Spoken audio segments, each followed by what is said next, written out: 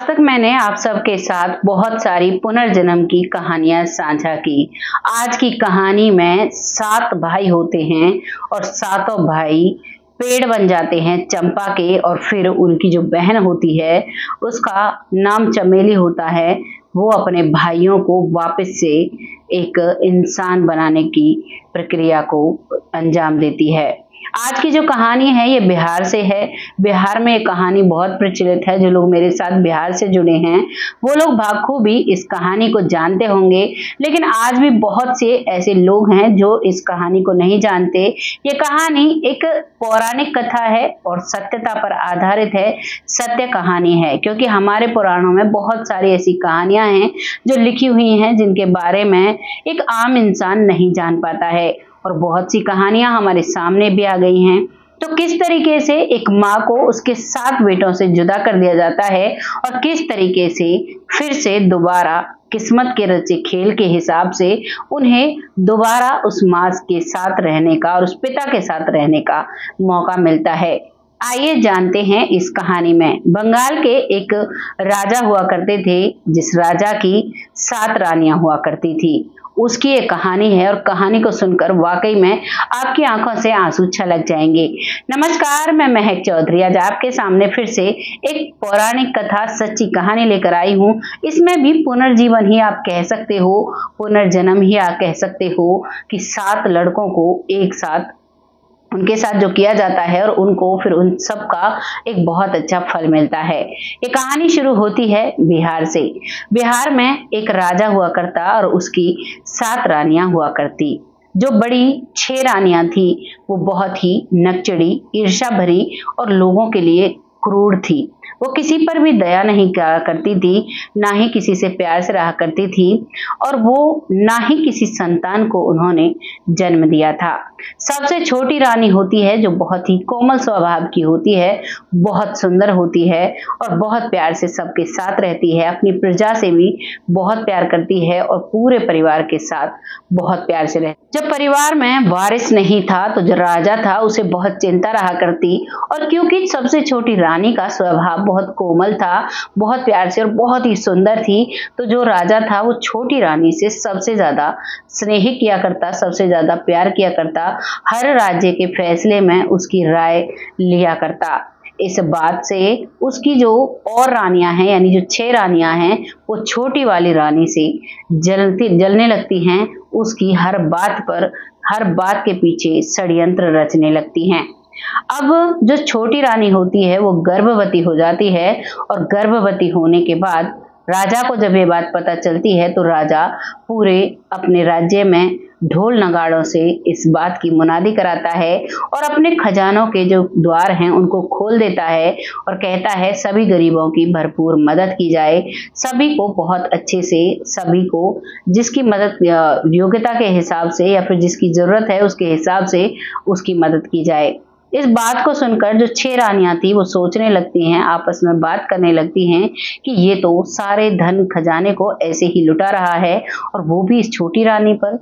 अब जो राजा है वो उस रानी के महल में एक बड़ी सी घंटी लटकवाता है, जैसे मंदिर में बड़ा घंटा होता है, और उसी में एक सोने की चैन से उस जो रानी है उसके जो पलंग है उससे टच करा देता है, यानी कि उससे उसे बंधवा देता है, और कहता है कि जब भी तुम्हें मेरी जरूरत हो और जब भी कोई भी परेशानी हो तो तुम इस घंटे को बजा देना और मैं वहां पर आ जाऊंगा।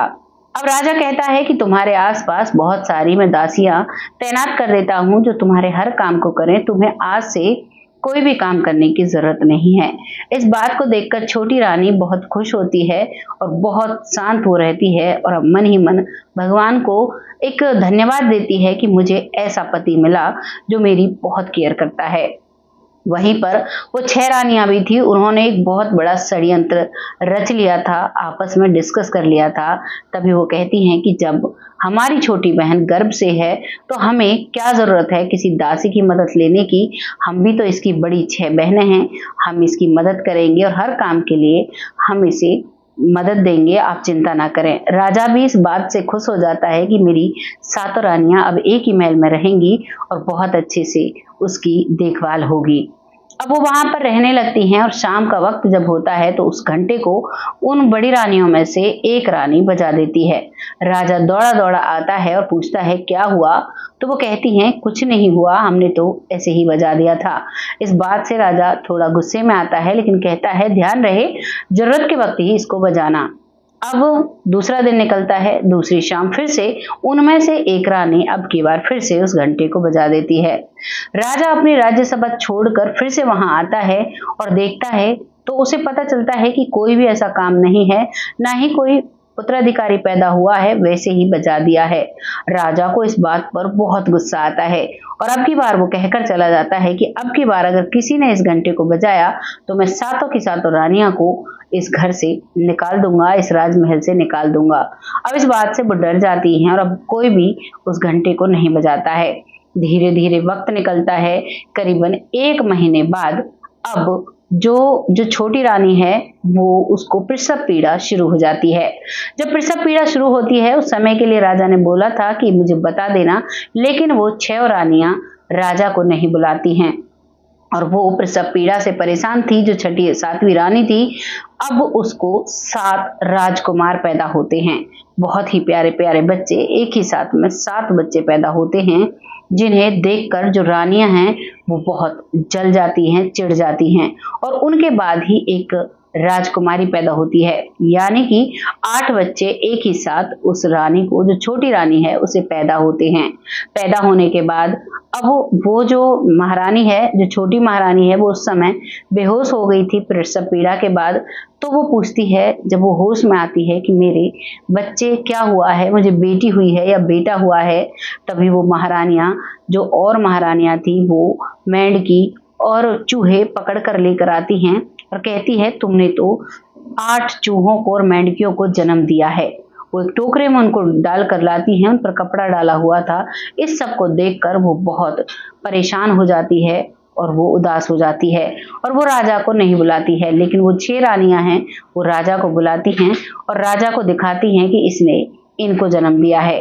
और जो 6 महारानियां थी, उन्होंने उसी रात उन 6 राजकुमार को, जो 7 राजकुमार थे और 8वीं उनकी बहन थी, उन सभी को बगीचे में गड़वा दिया था। बगीचे में गड्ढा खोदकर जो अपने षड्यंत्र के साथ, उनके साथ मिले हुए थे लोग, उनके साथ मिलकर जो अपने नौकर चाकर से उन्हें जमीन में जिंदा गड़वा दिया था और अब उस राजा को वो सारी चीजें दिखा दी थी जो लोग उन्होंने इकट्ठा कर रखे थे। राजा को गुस्सा आता है और राजा कहता है कि इन्हें फेंक दो, इन्हें छोड़ दो, इन्हें जहां जाना होगा वहां चले जाएंगे और आज से जो छोटी रानी है वो रानी बनकर नहीं रहेगी, वो एक दासी की तरह रहेगी। अब रानी को फटे टूटे कपड़े दे दिए जाते हैं, उससे शाही पोशाक छीन ली जाती है और उससे उसका महल भी छीन लिया जाता है। रानी दर-बदर भटकने लगती है। इधर जहां वो 8 बच्चे दबाए थे, जिनमें एक राजकुमारी और 7 राजकुमार थे, उन्हीं जगह 7 चंपा के पेड़ पैदा हो जाते हैं, उग जाते हैं और एक चमेली का पेड़ उग जाता है। जो 7 पौधे थे, यानी कि जो चंपा के थे, वो चारों तरफ थे और उनके बीच में चमेली का पेड़ होता है। वो बड़े हो जाते हैं और बड़े होने के बाद अब उनमें बहुत प्यारे फूल खिलते हैं।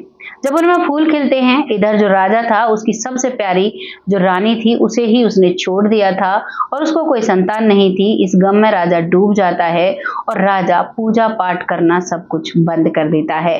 राजा बहुत उदास रहने लगता है। अब जब बगीचे में काफी समय बाद जब फूल खिलते हैं तो उसे अब पूजा करने का मन करता है और वो कहता है कि ये जो फूल हैं, इनको मुझे दे दो।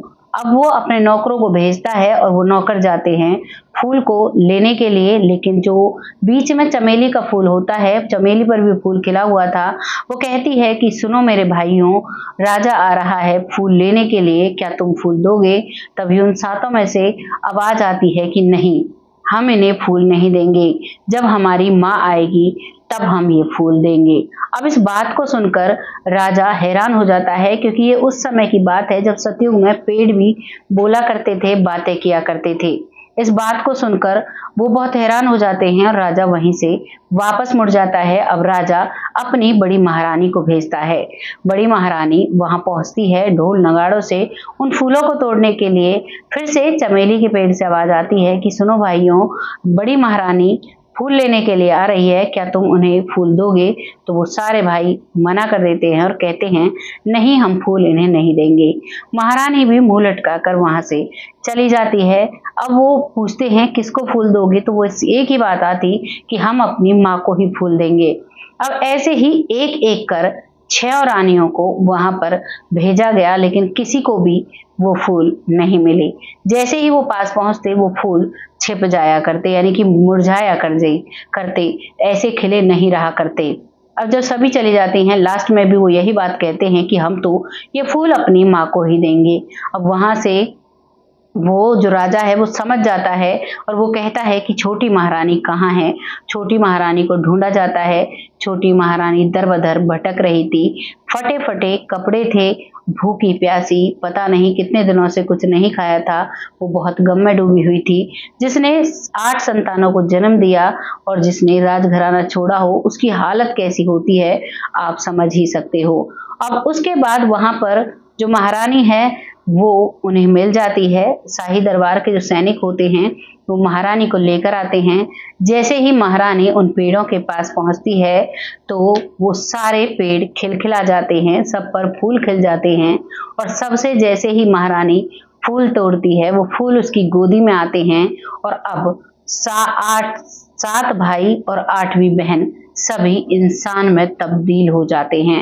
ये कहानी उस वक्त की है, सतयुग की। हमारे दादा, नाना, चाचा, ताऊ सब हमें ये कहानियां सुनाया करते थे। ये उस वक्त की कहानी है। जैसे ही वो वहां से इंसान बनते हैं और वो ये सारी बात अपने पिता को यानी महाराज को बताते हैं और महारानी को बताते हैं, महारानी और महाराज रोने लगते हैं और वो 8 संतान रोने लगती हैं। सभी को महाराज गले से लगाता है और महाराज को अब सारा षड्यंत्र समझ में आ जाता है। और अब महाराज अपनी 6 रानियों को देश निकाला दे देता है।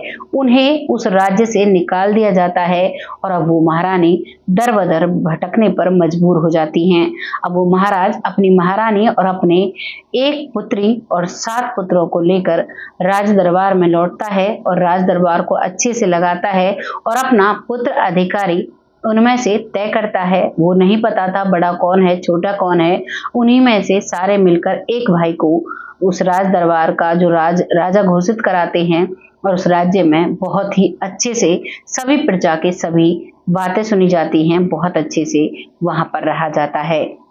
ये कहानी यहाँ समाप्त हो जाती है, लेकिन ये कहानी बयां करती है कि हर युग में, चाहे वो सतयुग हो, चाहे वो कलयुग हो, चाहे वो द्वापर हो, चाहे त्रेता हो, चाहे कोई भी युग हो, हर युग में षड्यंत्र करने वाले बहुत होते हैं, लेकिन सांच को कभी आंच नहीं होती। जैसे ये महारानी सच्ची थी वैसे ही उसे फल मिला और जैसे उन महारानियों ने झूठ का सहारा लिया, षड्यंत्र का सहारा लिया, वैसे ही उन्हें बाद में उसका जो दंड होता है वो मिलता है और वो दर बदर ठोकरें खाती हैं। ना ही उनकी कोई संतान है, ना ही उनका कोई पति है, ना ही उनका कोई घर है।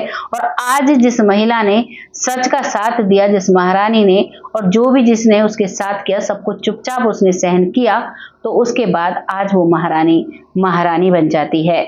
आपको ये कहानी सुनकर क्या एहसास हुआ? आप अपनी राय कमेंट बॉक्स में लिखिएगा। बहुत प्यारे प्यारे कमेंट मुझे आते हैं, ऐसा लगता है उनको बस पढ़ते रहो, अपने परिवार के साथ जुड़े रहो। मेरी जो यूट्यूब फैमिली है छोटी सी, बहुत सपोर्ट करती है। बहुत अच्छा लगता है जब ये प्यारे प्यारे कमेंट भेजते हैं, ऐसा लगता है उनको पढ़ते रहो। अब वक्त आता है उनका तहे दिल से शुक्रिया अदा करने का, जिनमें सबसे पहला नाम आता है भूप सिंह सैनी जी, जो बिटिया कहकर सम्मानित करते हैं। बहुत प्यारे कमेंट भेजते हैं, बहुत मोटिवेशनल कमेंट भेजते हैं। अपनी बिटिया को ऐसे ही सपोर्ट करते रहें। अगला नाम आता है मंजू चौधरी जी, जो बहन कहकर सम्मानित करती हैं। बहुत अच्छा लगता है, बहुत मोटिवेशनल कमेंट होते हैं। कभी कभार जब हम वीडियो नहीं ला पाते हैं तो ये बड़ी बहन की तरह हमें समझाती हैं और हमें दोबारा से खड़े होने की हिम्मत देती हैं। बहुत अच्छा लगता है। अगला नाम आता है रामायण कुशवाहा जी, जो बहुत प्यारे कमेंट करते हैं, बिटिया कहकर सम्मानित करते हैं। इनका कमेंट पढ़कर बहुत अच्छा लगता है। भगवान से उम्मीद करती हूँ आप स्वस्थ रहें, जीवन में हर खुशी आपको मिले। अपनी बिटिया को ऐसे ही सपोर्ट करते रहें। अगला नाम आता है राजा राम जी, जो बहुत अच्छे से सपोर्ट करते हैं, बहुत प्यारे कमेंट होते हैं, काफी बड़े बड़े कमेंट करते हैं, बहुत अच्छा लगता है। बहन कहकर सम्मानित करते हैं, बहुत अच्छा लगता है। ऐसे ही अपनी बहन को सपोर्ट करते रहें। अगला नाम आता है सरयू बाला जी, जो बहुत मोटिवेशनल कमेंट करती हैं, बहुत अच्छा लगता है। ऐसे ही अपना सपोर्ट करते रहें, बहुत अच्छा लगता है।